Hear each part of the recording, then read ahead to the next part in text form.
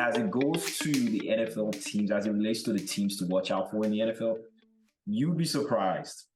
I think that the Ravens are going to be special this year. And I know you're smiling because you're a Ravens fan, I'm an Eagles fan. So it's sort of like we swapped teams. But I honestly think that the Ravens are going to go nuts this year. And so yesterday I was watching, obviously, the preseason game, the Ravens and the Eagles. You guys won the game. And I was like, man, these guys have one of the best, or if not the best, roster offensively. And I know we're talking about, the addition of Todd Monken from the Georgia Bulldogs. You guys got rid of Greg Roman. Heavy run game for the past, 3 years. Whenever they play any team, it's just you already know that they're going to run you off the field. But now you're bringing in an offensive coordinator that style, yeah. He sort of has that, it's like throw first kind of style in there. We saw what he did with Stetson Bennett, winning the 2 national championships, and with Kirby Smart.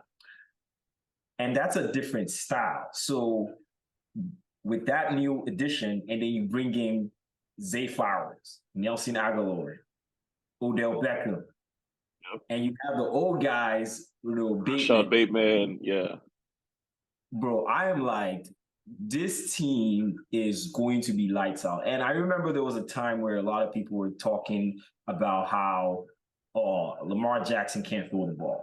Well, guess what? He threw for over 4,000 yards. Lamar Jackson can't throw touchdowns. He won the MVP.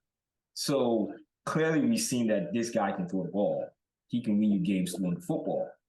But now you bring in an offensive coordinator that specializes in throwing the football. I'm just like, you know what? This is going to be like, we're going to be seeing a lot of firework plays, and especially the division that you guys are, the AFC North. I am telling you, I think that's the hardest division I've seen in a very long time. And I'm not saying this because, I'm trying to hype up the division, but if you look at the teams, the Steelers, the Bengals, the Browns are looking good. Browns are looking good. And then the Ravens, if they come out from that division, first of all, yes, that's, you respect them. But if they are the division champions, talk about AFC champions and AFC North champions, I would not be surprised. I would not be surprised one bit, because I know that defensively, the Ravens are amazing. Hats off to Roquan Smith and Marlon Humphreys. I think those guys are special players in the league. But overall, defensively, they're stacked. Offensively, you're adding more weapons. Bro, I'll be honest with you, man. It sucks that I'm saying this because I have a few buddies of mine, including yourself, that are Ravens fans. But if you see something, you got to say it. And I think that the Ravens are stacked, in my opinion. I think selfishly, I definitely had the Ravens up there in, my Power 8. That's what I call it, like the 8 teams that are going to be, forced to reckon with going into the season. But I think my biggest issue with the Ravens, why I'm not completely sold yet, is you're adding a lot of very unique personalities into that locker room, especially that offense.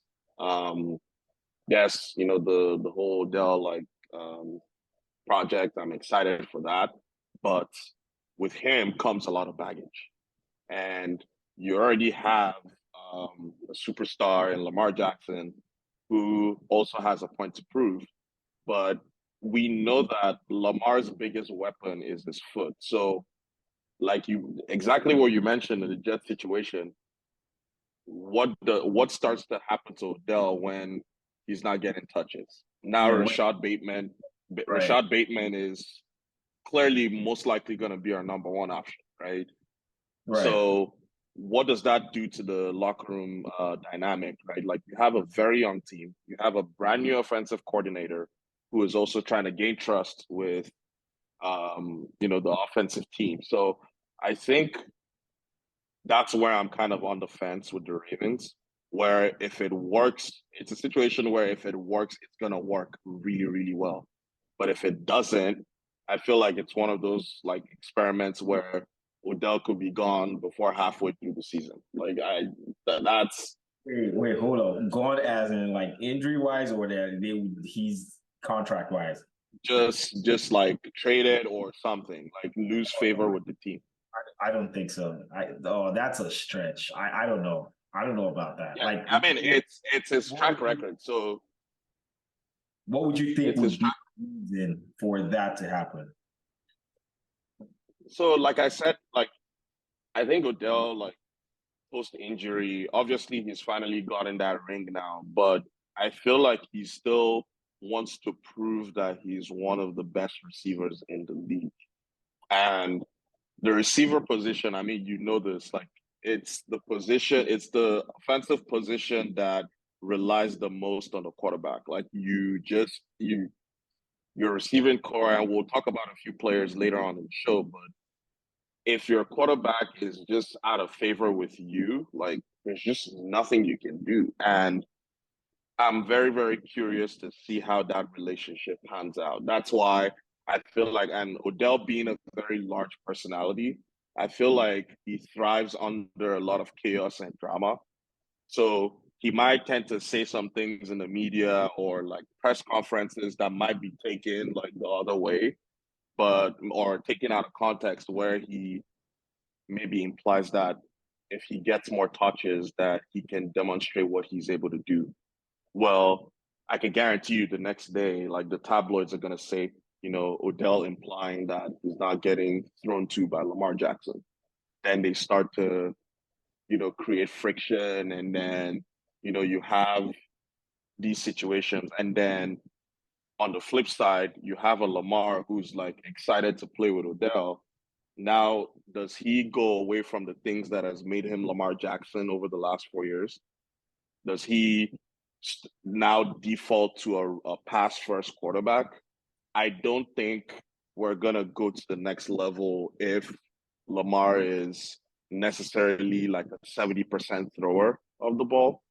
I think we still need that dexterity with him, like, like mixing it up, like RPOs, like a lot of option plays with the team. Like, I think we still need um, that explosiveness from him and that unpredictability. So, um, yeah, that's my biggest, I guess, question mark. I don't think I'm not saying I'm not optimistic, but if you were to ask me what the reason why I'm kind of on the fence, it's just because, that personality in Odell, and I feel like it clashes with the playing style of Lamar, unless the offensive line coach, like our new offensive coordinator, is trying to change the entire thing around.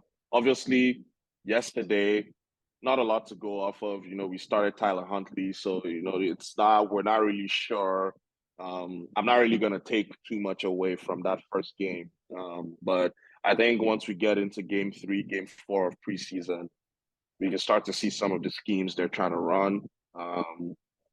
If truly we're going towards more of that pro style, like run like routes, like get your receivers out in the field, get them out there, like launch the ball, let it fly, things that nature. So I think it's still early to tell, but secretly, I'm very excited. Of course you will be.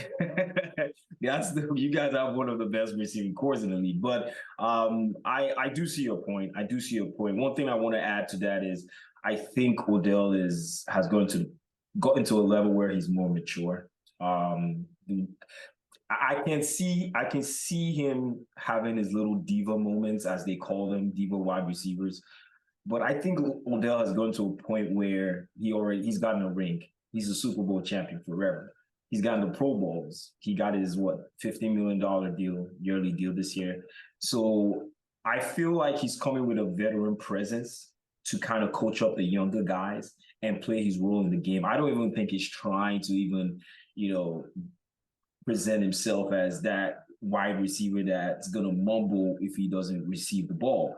Like I have seen it with like veteran wide receivers, that they know that they're not at that stage of their career. They've gone beyond that stage, right? Like, for example, Julio Jones, when he went to the Titans, he wasn't getting the ball, but he knew that what he had to offer was just be yourself. If you're open, receive the ball. So, but I get your point. I do see your point about, him having his little moments because he's competitive. He wants to win. Like he wants to win. So he will let you know about it.